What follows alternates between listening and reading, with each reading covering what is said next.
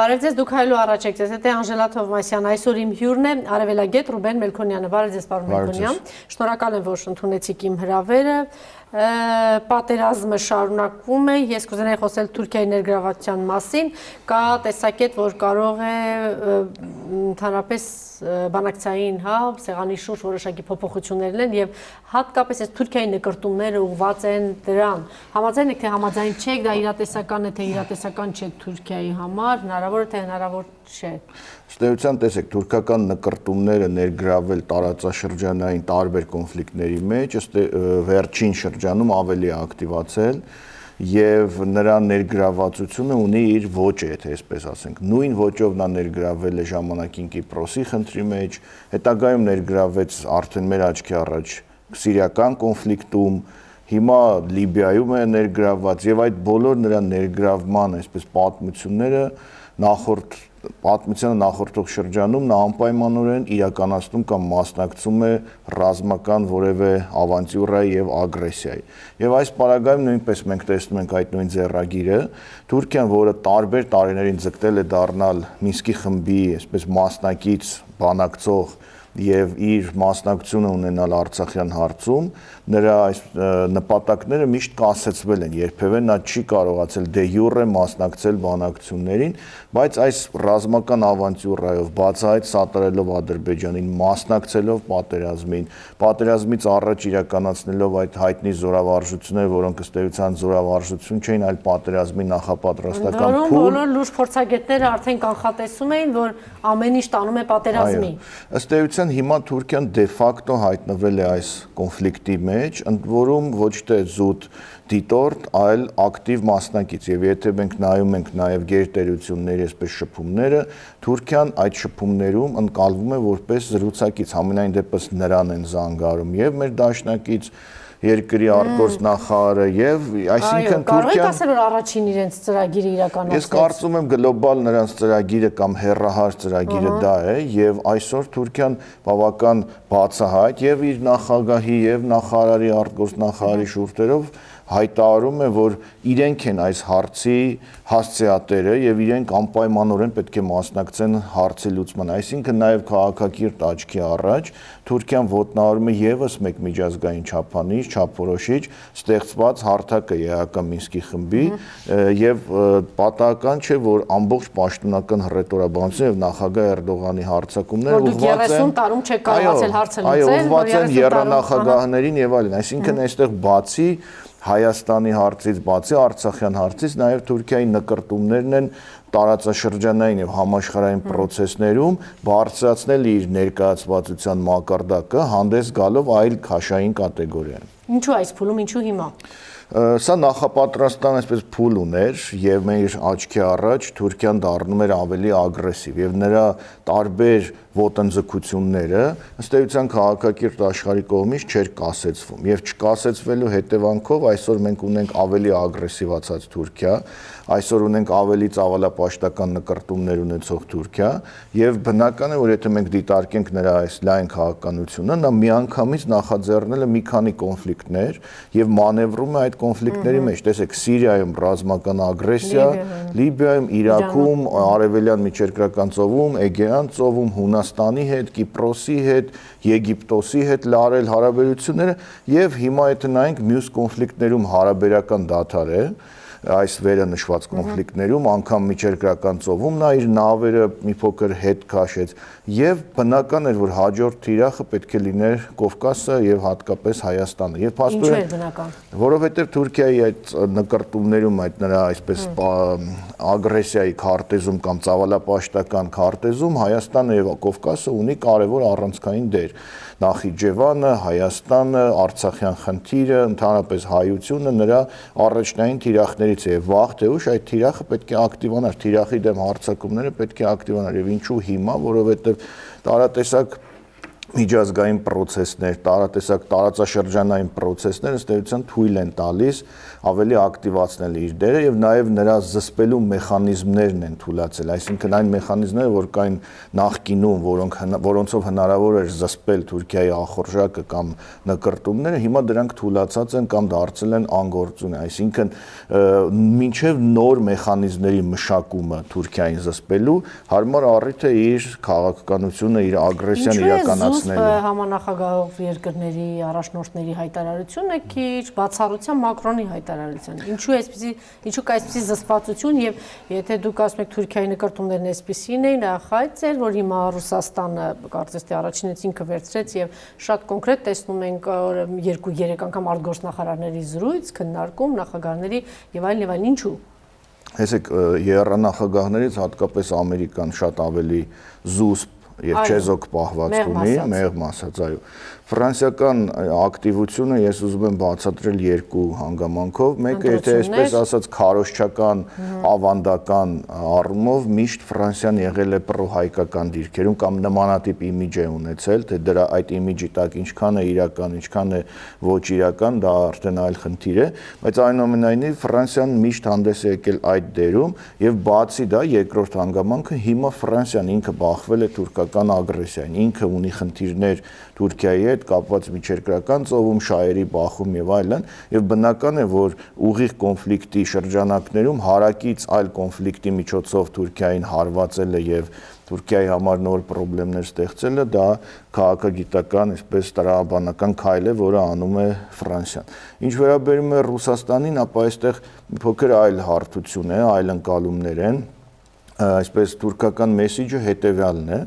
տարածաշրջանում կարևոր տերությունները մենք ենք, Թուրքիան եւ Ռուսաստանը։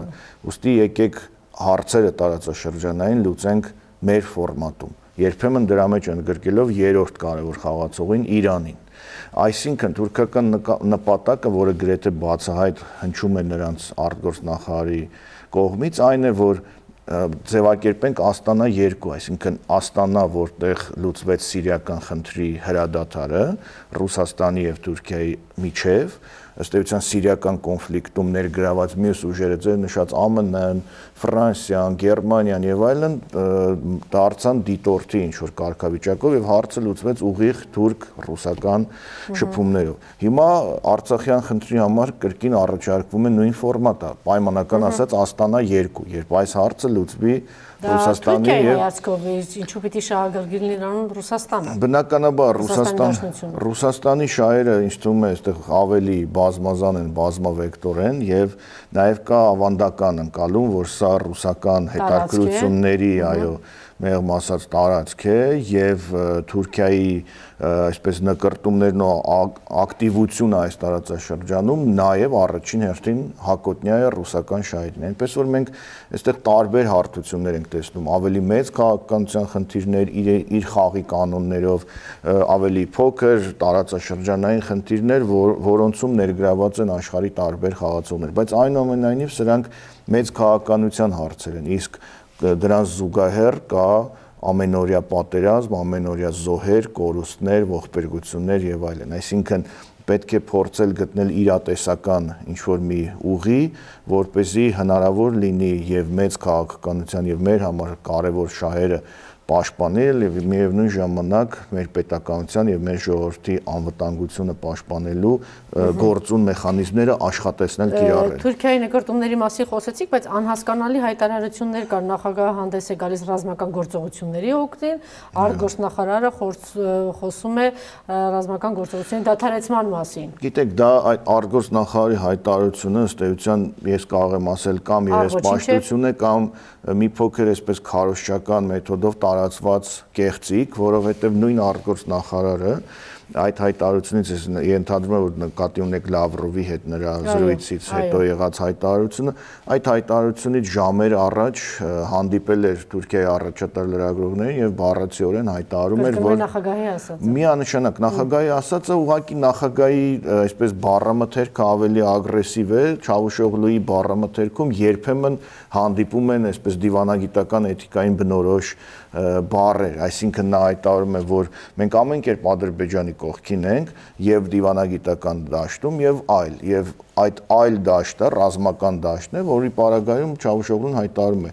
Ադրբեջանը ինքնուրույն կարողանում է իրականացնել իր քայլերը, բայց եթե դիմի մեզ ռազմական աջակցության համար, ապա այո, Թուրքիան բացահայտ ռազմական աջակցություն է ցույց տալու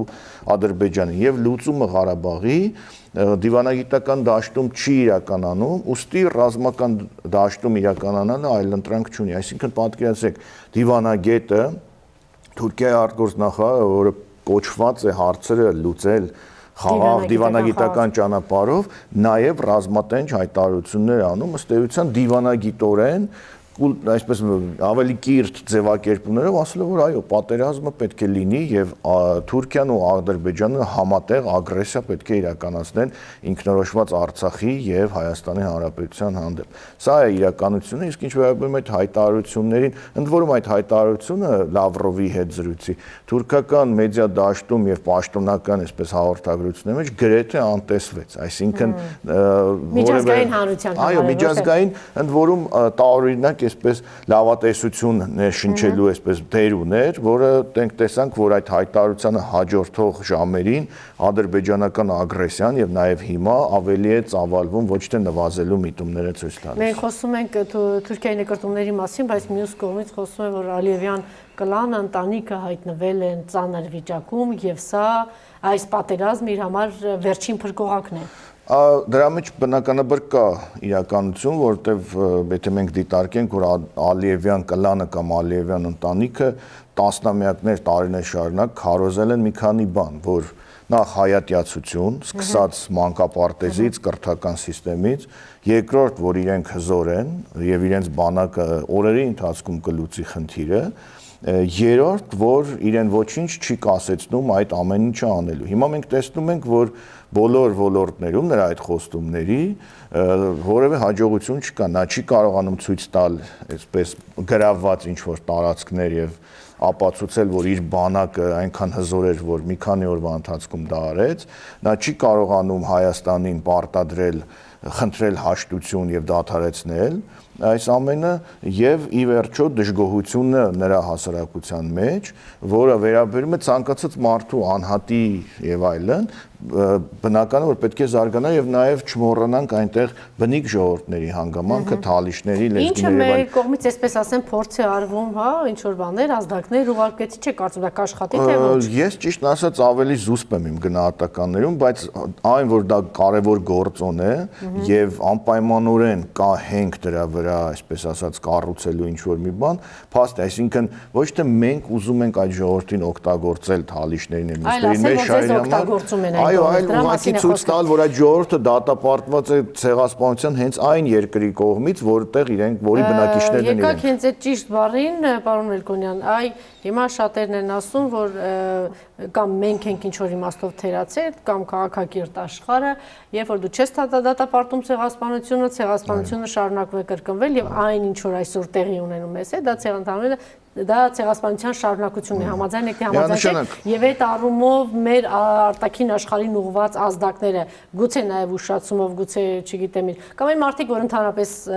հիմա էլ ճիշտ ասած ինչ որ տարօրինակ հրապարակումներ ու հոդվածներ են իշխանության կողմից, հա, առաջ գալիս Թուրքիայի հետ եւ այլն եւ այլն։ Այս ամեն ինչը պետք է կողք դնել եւ հենց այս ուղղությամբ աշխատել, որ ցեղասպան ազգը, որը չի դատապարտվել, հա, քաղաքակիրթ աշխարհի կողմից շարունակում է նույն գործողությունները մեզ հետ։ Ես նախ համաձայն եմ եւ մեկ բան էլ հավելեմ, առաջին ձեր ասացի հետ կապված, պետք է մենք ի ցույց դնենք ոչ թե ցեղասպան ազգ եւ այլն, այլ ցեղասպան պետական մտածողություն, այսինքն Թուրքիայի ցեղասպան մտածողությունը ինչ որ եղել է 1915-ին, այդ նույնը եղել է 1930-ականներին, 80-ականներին եւ մեր օրերին։ Եվ միջազգային հանրությունը դրան շատ լավ ծանոթ է։ Այդ ցեղասպան մտածողությունը արտահայտվել է քրդերի նկատմամբ, հույների նկատմամբ, այլ ազգերի նկատմամբ եւ միջազգային հանրությունը դա չի դատապարտել եւ ինքն է, այսպես ասած, սնուցել Թուրքիայի նման հզորացմանը, այսինքն ցեղասպան մտածողության հետագա աճին։ Եվ հիմա երկրորդ ուղղությունը, ահաբեկչական մտածողությունը նրա, տեսեք, նույն միջազգային հանրության համար եւ ԱՄՆ-ի համար էլ հատկապես գաղտնիք չէր, որ Թուրքիան տարիներ շարունակ օգտագործում է եւ այսպես քարոզում է եւ ստեղծում է, բուծում է ահաբեկիչների, ահաբեկչական տարբեր կառույցների եւ դրանց օգտագործում է իր նպատակների համար, իր պատերազմների համար։ Այսինքն Սիրիայում այդ ահաբեկիչները պատերազմում էին ընդդեմ Ասադի, Թուրքիայի օգտին, այդ ժամանակ այդ ահաբեկիչներին, որոնք մարդկանց էին գլխատում, չգիտես ինչի արևմտյան պետությունները համարում էին ընդդիմադիրներ եւ այլն եւ այլն։ Հիմա այդ նույն ահաբեկիչներին նա տեղափոխել է Լիբիայով, այնտեղ է գործողություններ անում, հետո այդ ահաբեկիչների մի հատվածին բերել է Հայաստան, Արցախ եւ այստեղ է օգտագործում, այսինքն այդ ահաբեկիչները նրա բանակի մի ստորաբաժանման են վերածվել։ Մակրոնը անդրադարձավ։ Այո, բայց դա հայտնի էր տարիներ առաջ, նույն Մակրոնը եւ մյուսները պետք է դատապարտեին դա ի սկզբանե եւ հայտարարեն, որ Թուրքիան ահաբեկիչ երկիր է, ահաբեկչական մտածողությամբ երկիր է, որովհետեւ այդ երկիրը օգտագործում է ահաբեկիչներին որպես իր պետական կառույցներից մեկը։ Եվ իդեպ մենք այդ գործելավոճին ծանոթ ենք ոչ միայն 100 տարի առաջ ցեղասպանության ժամանակ, այլև Արցախյան պատերազմի ժամանակ 90-ականներին, երբ օգտագործում էր մեկ այլ ահաբեկչական կառույց, հիմա իսլամիստներն են օգտագործում, 90-ականներին օգտագործում էին ծայրահեղ աճ, գորշ գայլերի այդ ահաբեկչական կառույցը, որին էլի բերել էին Արցախ պատերազմելու եւ նաեւ միջինասիական, կենտրոնասիական տարբեր ահաբեկիչներ, մոջահեդներ եւ այլն եւ այլն։ Պարոն Մելքոնյան, այս պահին համաշխարհային հանրության, քաղաքակիրթ աշխարհի, միջազգային կառույցներին, կազմակերպություններին այս առումով ինչպիսի կոնկրետ ազդակներ պետք է ուղղվի։ Կոնկրետ ազդակը հետևյալն է։ Ես կարծում նախ բավական այսպես հավասարակ շռություններ փոխվելու են այս պատերազմից հետո, բավական Կբացեք մի քիչ։ Այո, այն ինչ որ կար մինչ այս պատերազմը, ձևակերպումներ, հարթակներ, բանակցություններ եւ այլն, անատամ հայտարարություններ, կոչեր երկու կողմերին, միջազգային հանրության գերտերությունների եւ այլն, հիմա դրանք ըստ էության դարձան արդեն լիովին այսպես ժամանակավրեպ։ Եթե տեսնում ենք հայտարարությունների բովանդակությունը, երկու կողմերին կոչ են անում։ Հայտարարությունների մասին չի խոսքը։ Միջազգային հանրությանը, մեր դիվանագիտությունը համապատասխան կառույցներին, միջազգային արտակներին պետք է ներկայացնի երկու կարևոր տեսություն։ Թուրքիան ահաբեկչական պետություն է։ Պետք է առաջ տարվի այս թեզը. Թուրքիան ահաբեկչական պետություն է, ցեղասպան եւ ահաբեկչական միևնույն ժամանակ եւ որպես դրա ապացույց Մակրոնի հայտարարությունը, Ռուսաստանի հայտարարությունը ահաբեկիչներին օգտագործելու հետ կապված, ԱՄՆ-ի հայտարարությունը 3, որ իրենք ունեն տվյալներ։ Բաներ եք ասում, որ մենք այս վարքյանին, այս րոպեին միջազգային բոլոր կառույցների կազմակերպությունների դրանք հավաքագրված փաստեր են եւ կարելի է ներկայացնել ապացույցներ են եւ տեսությունը, որ Թուրքիան ահաբեկչական պետություն է եւ երկրորդ առաջարկը պետք է նաև դնել եւս մի այսպես ասած ձևակերպում ահաբեկչական պետությանը աջակցող պետություններ կամ ահաբեկչության հանդեպ լոյալ պետություններ, օրինակ Իսրայելը, որը անօթաչուներ է մատակարարում Ադրբեջանին, շատ լավ գիտակցելով, որ այդ անօթաչուների թիրախը ցեղասպան, այսինքն իրար կողքի չլինի ցեղասպան եւ ահաբեկիչ պետության Այո, ցեղասպան եւ ահաբեկիչ Թուրքիա եւ ցեղասպան ու ահաբեկիչ պետությանը աջակցող պետություններ Իսրայելը, Վրաստանի անհասկանալի պահվածքը։ Ես կփոխեցիք իմ հարցը։ Վրաստանի անհասկանալի պահվածքը, տեսեք, փաստերը, նրանք ասում են մենք չեզոք ենք եւ մեր ճանապարհներ, այսպես տարածքը չենք տրամադրում հակամարտող կողմերից որևէ մեկին, բայց փաստերը ցույց են տալիս, որ Լիբիայից ինքնաթիռներ բեռնված ծայրահեղ ահաբեկիչներով իր տարածքով հնարավոր է անցնեն Վրաստան, իր տարածքով հնարավոր է ռազմամթերք անցնի Ադրբեջան, բայց հայկական բեռների հետ կապված հայոսի եւ քարտլոսի այսպես բարեկամության վրա։ Ես հաղորդման ժամանակ էլ ասեցի, Թիֆլիսը շրջապատված թուրքերով, սահմանային գյուղերը, ադրբեջանցիներով, Բաթումը թուրքերով, այսինքն ակնհայտ այս վտանգը միակ փոքրիկ կղզյակ, այսպես ասենք Վրաստանի համար, դա Հայաստանն ինչու է գնում Վրաստանը, որովհետեւ կարծում եմ երկու պատճառ կարող են բերել, առաջինը նրա կոմպլեքսավորվածությունը տարածքային ամբողջականության եւ այսպես ազգերի ինքնորոշման իրավունքի ունենալով Աբխազիա եւ Օսեթիա Սաակաշվիլու հայտարարությունը որևէ կերպ չի կարող արդարացվել, որովհետեւ Սաակաշվիլին իրեն դասեց Բեն Լադենի եւ մյուս ահաբեկիչների շարքում եւ այն կեղծ թեզը, որ նա այս տարածաշրջանի այսպես ժողովրդավարություն բերող մունետիկներից է, իրականում փլուզվեց, դառնալով ավելի Ճակերտավոր մերոնց էլ կարելի ասել։ Նրանց ովքեր որ նաեւ քարոզում էին եւ Սաակաշվիլուն ներկայացնում էին որպես ժողովրդավար, ապա չի կարող մարդը լինել համամարտկային արժեքների կրող եւ սատարել Ադրբեջանի ու Թուրքիայի ագրեսիան։ Այսինքն Սաակաշվիլին ըստ էության ապացուցեց, թե ինքը ինչ արժեքների կրող է կամ ինչպիսի գործիք է եւ որ ժամանակ ինչպես են նրան օգտագործում։ Եվ կարծում եմ, որ նաեւ այն պետությունները, որոնք այս կամ այն կերպ չեզոք են պահում, նրանց պետք է առաջադրվի ահաբեկչության հանդեպ լոյալ պետության կարգավիճակ։ Օրինակ Ուկրաինայի պահվածքը քիչ թե շատ այս պայն փորձում են հավասարակշռել, բայց այնուամենայնիվ տարբեր հարթակներում նա միշտ քվեարկում է Ադրբեջանի բանաձևերի օգտին, այստեղ նույնպես այդ կոմպլեքսը կա Ղրիմի եւ այլնի հետ կապված, եւ թողնենք, եթե մյուս պատկերը նայենք, ովքեր են Ադրբեջանին բացահայտ սատարել, Պակիստանը, որը չենք կարող մեղմ ասած համարել ժողովրդավարության պես կղզյակ, Աղվանստանը ինչ որ հայտարարություն եւ այսինքն Ջրբաժանը շատ հստակ գծվում է Տիկին Տովմասյան քաղաքակրթության, համամարտկային արժեքների եւ դրանց դեմ պայքարողների, այսինքն Հայաստանը հիմա առաջ է տանում, մղում է համամարտկային պատերազմ, քաղաքակրթական, այո, ընդհանրապես ցեղասպան մտածողության դեմ եւ աշխարհը ինքը պետք է Հայաստանին սատարի եւ ոչ միայն Հայաստանին, այս պայքարը պետք է սատարի եւ տեսեք հրճակվել է որ հակաահաբեկչական պատերազմը համաշխարհային գերակայություն է, չէ՞, որտեղ կան ծայրահեղ ահաբեկիչներ, աշխարհի մեծ տերությունները համատեղ իբրև թե հակաահաբեկչական այսպես պատերազմներ են մղում։ Հիմա այդ նույն ահաբեկչական կենտրոնը Արցախի հարակից տարածքներում է, ուրեմն աշխարհը ինքը պետք է հակաահաբեկչական մի պատերազմ սկսի դրանց դեմ։ Ռուսաստանի դերը այս փուլում հիմա եւ ավարտում են։ Ռուսաստանի դերը ես կարծում եմ ինչպես ավանդաբար այս տարածաշրջանում եղել է վճռորոշ է, եթե կարելի է այսպես ասել, միակ վճռորոշը, ամենակարևորը եւ վստահ եմ, որ հիմա էլ շատ մեծ բան այսպես չի փոխվել եւ կարծում եմ, որ ելի իրատեսական քաղաքական մտածողության ծիրում Ռուսաստանն է այն միակ ուժը, որը կարողանալու է Թուրքիային կանխել, բայց նրա համար էլ շատ հեշտ չէ, Ռուսաստանի համար էլ շատ հեշտ չէ եւ այդ միֆը, որ կարող է ՌԴ նախագահ զանգել եւ միանգամից դադարեն, դա այդպես չէ, որովհետեւ փոխվել են հավասարակշռությունները եւ մենք զրույցի սկզբում ասացինք, որ փոխվել է նաեւ Թուրքիայի քաշային կատեգորիան, այսինքն նրան զսպելու մեխանիզմները նույնպես փոխվել է, բայց այնուամենայնիվ ես կարծում եմ, որ իրատեսությունը ոչ թե տարատեսակ անատամ հայտարարություն են, կոչերն են Հայաստանին քաջալերելու եւ այլն, այլ ռեալ կոնկրետ քայլերը եւ այն հարաբերությունները, այն մեխանիզմները,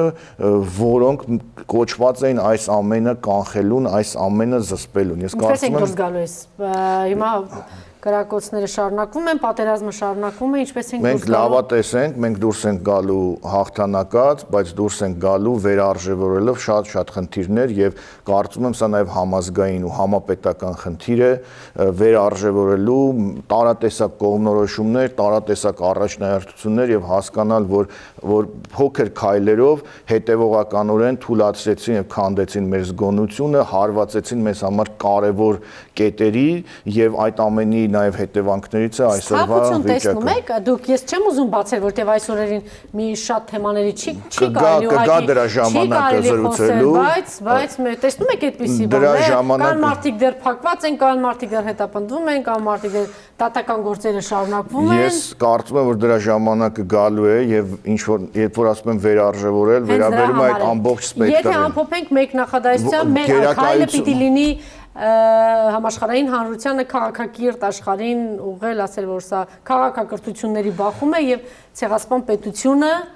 ահաբեկիչ պետությունը։ Այո, ես կարծում եմ 3 քայլ կոնկրետ։ Առաջի քայլը ինչ որ հիմա անում է մեր բանակը, կանխել, զսպել, պատժել թշնամուն։ Արտաքին աշխարհում։ Այո, երկրորդ քայլը բնականաբար մենք որպես այսպես միջազգային իրավունքի սուբյեկտ դիվանագիտական մեր այսպես մեթոդներով մեր արտաքին քաղաքական գերատեսչության պատասխանատվներով այդ հարցը պետք է առաջ տանել Թուրքիան որպես ցեղասպան ահաբեկիչ երկիր եւ ահաբեկչության սատարող երկրներ եւ նաեւ պատասխանատվությունն է քաղաքակիրթ աշխարհի, որ չճանաչած ցեղասպանության